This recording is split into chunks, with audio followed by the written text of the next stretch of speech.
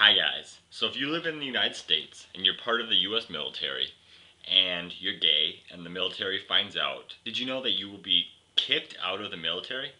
To me that is the most ridiculous, unwise, stupidest thing that the military can be doing.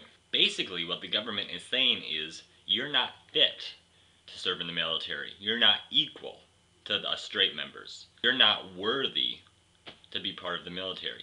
Even if you want to help protect the country you love so much, the military says, no, we don't want you. That is so heartbreaking.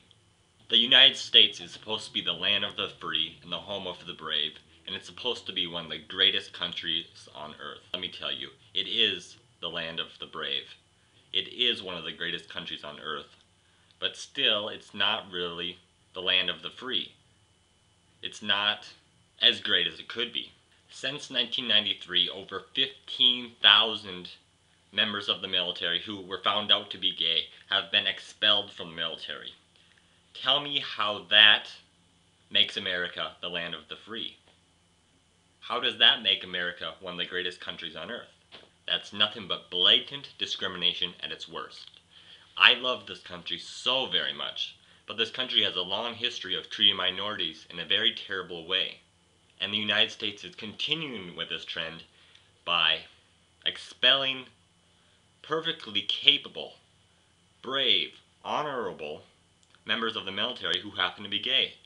And that's very, very, very despicable.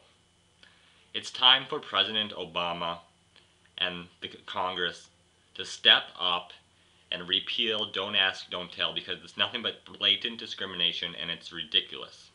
I love this country, but Don't Ask, Don't Tell is one of those things that needs to be changed, and it needs to be changed immediately. The military is treating gay people like second-class citizens, and we are not second-class citizens. It's 2009, America. It's time to do the right thing.